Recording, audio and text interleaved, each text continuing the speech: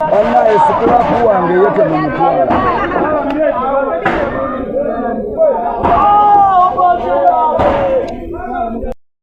Sikyo mapping kanisa kitadde wano teriranye na ginnayo distance efaanana etya ne kati mugotiko gw'amakanisa mangi ono kanisa fuuti 3 kanisa fuuti kanisa nebe yakolanga sikyo mapping ng'avudde mu ofiisi yeeyo twajjanga ate netulaba ekifo ekyo netumukkiriza netuyita n'abakulembeze b'ekitundu ekyo netutandika ekkanisa nzira abadde asuubiza bamalaika abadde akulanira kukola loodi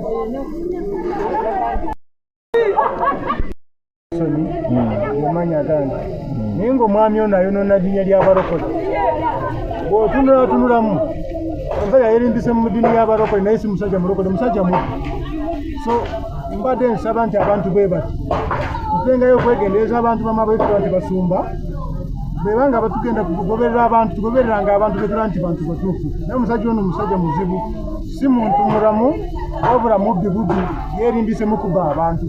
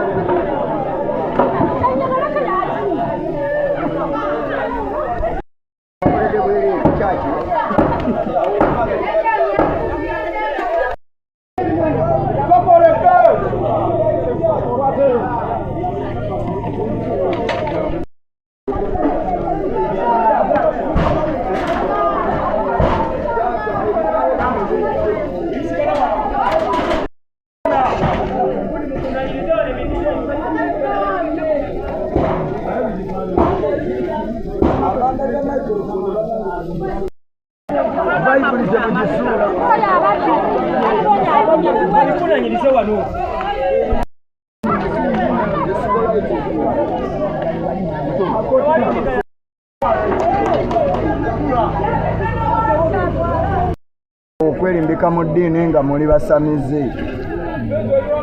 musegeera sapule muzambulemu muli bakafiiri basajja mmwe omusajja ono abadde asiiba wano eno ng'ali kazindaalo olololo ngampitawo nga ngenda muwalagi wange mpitawo buli lunaku sawa 11 ez'akawungezi ngenda eri ku walagi wange Antony ng'ali omwoyo wa Mukama n'amalajja kakati mwoyo wa Mukama ye yakutuma okubba bannaaye woba oli musamize beera musamize leka kwerimbika mu Katonda ng'oli munnanfuusi ndowooza nammwe mubirabako zino entebe za fangoni entebe za fangoni amapipa agabbye netusirika ne bamukwatako ogwasooka n'akomawo era n'agamba mbu azimbye kyaki ogwokubiri lwaki Katonda mumufuula ekyeneena kitegeera lwaki Katonda mumufuula ekyeneena kitegeera muleme kwerimbikanga mu ddiini ng'ate muli bazzi ba bikolobero sapuli muzambulemu muli bakafiiri basajja mmwe Katonda asigale nga Katonda Elisa Sebbaale nze nakumako okugola yenama nga ssentebe okumala emyaka yenamene ebizibu kanisa zino nyingi abamu bye bakola tebiriyo n'abamu batandikawo amakanisa kubba ssente mu bantu naye we nabeerera ssentebe era gano amagezi gempa buli mukulembeze mu bitundu nateekawo folamu yaabwe nalonda obukulembeze bw'abasumba bemanyi nti nabo bye bakola gye biri mu ggombolola baba nga balondoola amakanisa gonna gatandikibwawo mu bitundu. So kusaba nti kiyambako abantu bano okujja ne bali wetinga abantu bano kakasa nti omuntu ajja okutandika kanisa omutuufu alina ebisaanyizo. Era olukiiko luno lwe nateekawo olwa born again churches olwampanga amagezi mu nsonga eno nga lubalambula buli kaseera okumanya omuntu ono biki byakola, abantu abakwata atya, abantu abba babbe. Naye bwe bunaleka abantu mu bitundu okutandika amakanisa nga gano, ebizibu bino tetujja kubyewala. Kyannaku nnyo era ffenna tunyonyolwa bwe tulira kanisa bwefaanana. Mwasula mwasuubira abantu obusooka kkubo wano tufunye lipoota eziwerako nti abantu babbibwa buli lunaku bakubwa emitayimbo. Abantu abasalira muno tebawera na bataano.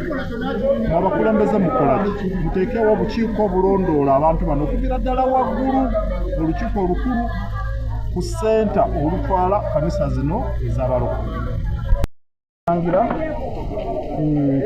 Tulina kuwavu nnyo okulaba omuntu omuweereza wa Katonda nga y'omu ye mubbi, ye pasita, ye musawo ow'ekinnansi. Kale kiswaza ate n'ekyokukinenya abakyapasoni baffe ab'ebyalo, omuntu okubeera mu kitundu nga wano tamanyikiddwa. So tuli banakuwavu. Juzi twajja wano tusanga yasooka nabba ebintu by'omu maka, mali sigiri, masepiki, olwajjako nabba tanka, olwazzeeko yabba emitwalo 86 n'omuzindaalo, ate nga yabibba wa musumba munne. So tukubiriza abantu bakole, baleme okwerimbika mu madiini, bakole. Sebo tuyanze basanga batuuse afumba mu mwezi guno, omwezi oguddako osanga omukyala mulala naye omusumba bamutuwamu.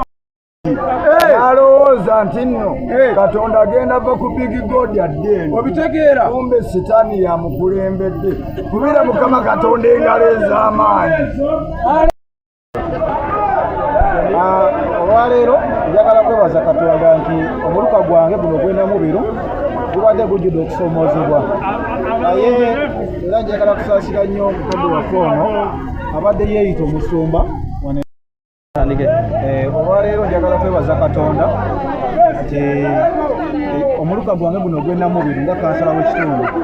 Tumaze ebbanga nga tufuna abantu abagigomya, naye twebaza Katonda nti omusumba omu w'abalokole ennaku zaana zibadde ziweddeyo. Naye njagala kwebaza bassentebe be tukola nabo ab'ebyalo ne ba defense batuyambye wamu ne polisi yaffe y'ennama okulaba ng'embeera eno tugikakkanya. So mwami ono abadde amaze ebbanga ngabba, yasookera Lwanyonyi n'ateekayo kyaki naye ngabba, najja Namubiri n'ateekawo kyaki ngabba, so najja wano kusaidi ya Kirangira.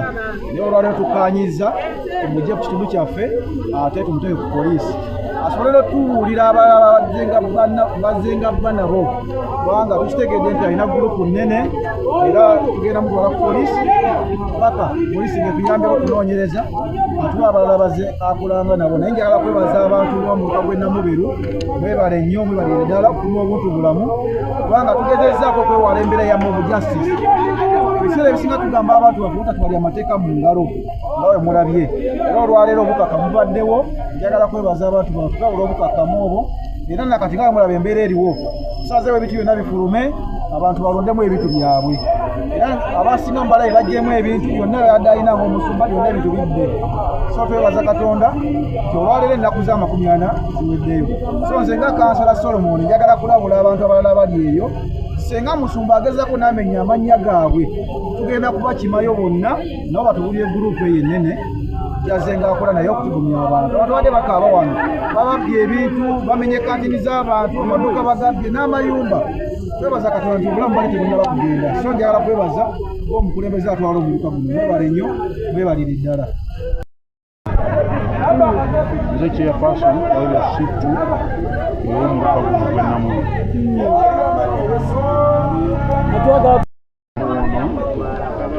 Yajja n'alimbalimba chairperson waffe w'Ennama kyalo ekiri omuluka gw'Empoma, n'amuwa olukusa okujja okufayinga ekifo kino ng'amugambye nti omugenzi Nsubuga eyattibwa omukyala we yali muganda we, n'amugamba nti agire ng'abeera wano, n'amusuubiza nti ajja kutwalanga obuyambi eri abaana kubanga kyapasoni we Lusuwano baagaana abaana ab'oluganda lwa Nsubuga baagamba nti bano abaana abalina nga bazaalibwa omukyala si muganda waabwe tebabakkiriza mu kika kyabwe bakibi. Ssentebe n'awulira okusaasira abaana bano n'abagamba nti kaabasigaze kubanga bw'abateera bali abatabaagala babayinza okubakola ekizibu. Ono ng'amaze okugamba nti muganda wa Nsubuga n'amukkiriza okwokifayinga kiteeseebi eyali eya Nsubuga. Naye okuggalo eyajja mu kitundu wano abadde alaga nga mwami mulokole era ng'aleekaana buli lunaku okuva ku ssaawa 11 okubaba ku ssaawa 2 ez'okumakya buli lunaku. Naye okuggalo eyajja abakyala nga bawabbirako awo ku biliyokoziti obusawo bwabwe tutandika okunoonyereza. Mukama n'atuyamba ne wabaawo eyabba ebintu ku budaala omwali amasepiki, amasowaani, amanda, wotameroni n'ebirala. Twayogerako ne tugamba dokita katumuwe another chance kubanga omukyalo oli yali taliwiirire kugenda namusanga ku poliisi kusa yali ali babalinda ebintu ebyamu. Omulundi ogwokubiri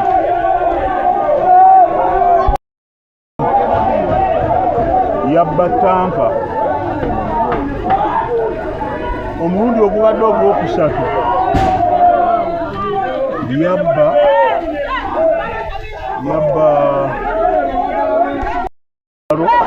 ne siringi emitwalo 96 kuva mu bantu.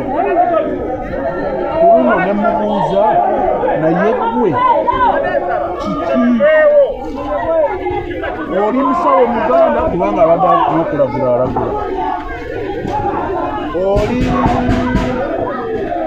musumba w'abalokole n'agamba ekisa kya Mukama kyamuwa ali bibiri omusumba w'abalokole by calling ate nabbi. Etumugamba bannabbi n'abasumba mu kanisa z'abalokole bawasa buli wiiki kubanga wano wakawasizawo abakazi 5. Nanziramu n'aŋŋamba nti babadde n'ensonga ezikola ki ezibatwala kakati ng'amaze okumbuulira ebigambo ebyo nti chairperson w'Ennama eyamuwa obuyinza okujja ote okusenga Ennamuliro Mulinde wa chairperson w'Ennama eyamuwa obuvunaanyizibwa era yalina obuvunaanyizibwa bw'abaana bwe namunyonyola n'agamba tugenda kujja njagala ekiyumba ekyo kibeewo naye yennyini abatulabire agende gye yava kubanga wano si weewaabwe. Sebo neeyanza community abadde cooperative neeyanza basebo bannamawulire kubanga invitation eno egitukuula kunsaniiku. Njagala kwebaza bakulembeze bannange n'abatuuze nti omulanga guno ogubadde gutukoseza awamu babaddewo babadde mabega wakino okuva okutuviira. Tetwagala kusindika mutawaana eri bannayuganda naye tugumiikiriza ekimala. Tulowooza nti abeere ng'akozesa omukisa ogumuweereddwa guno gy'agenda alage enkyukakyuka y'obulamu. Abikuba ku sayiti bulungi byonna n'abikuba ddala yabitunda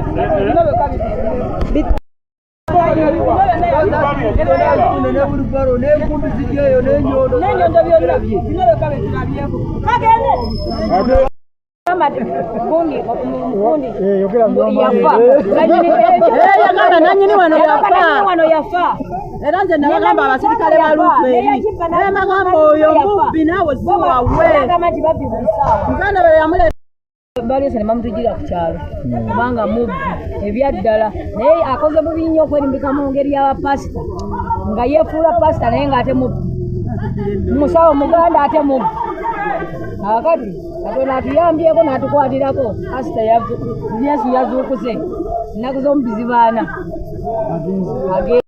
akamukwata emirundi nga 10 lwaki onnyumiza yenna tubitwale agende ne bulangiti n'emifaliso naye buli waliko balumba naawe mubbi si musumba oyo mubbi akutali mulundi gumu saakubadde mulundi gumu awo nandigambye nti kale we bajja kusaba yamanya gandi naye ng'omwami ono ayonoona ddiini ly'abarokole bw'otunulatunulamu omusajja yerimbise mu ddiini y'abarokole naye si musajja mulokole musajja mubbi so mbadde nsaba nti abantu bwe bati tutengayo okwegendereza abantu bamabeetula nti basumba bebanga batugenda kugoberera abantu tugobereranga abantu betula nti bantu batuufu naye omusajja ono musajja muzibu si muntu mulamu wabula mubbi bubbi yerimbise mukuba abantu mulokole gyesabadde mubbi atwerimbikamu beerimbise ti mulokole yerimbika mudini balaba ono mulokole munnaabwe ngaaati aba batidde erinnya aba abonoonera ekibaka ekikolwa kirungi kubanga weefuula omunaddiini ate nga oli mubbi oba towadde bantu kyakulabirako kiba kifaananyi kibi kubana yandibadde afunamu omutima ogamba kangende ndokoke alaba ebyo tasobola kufuna mutima kugenda kulokoka kati n'olwekyo nze nga nze ku sayidi yange kiba kirungi era tekinsanyusiza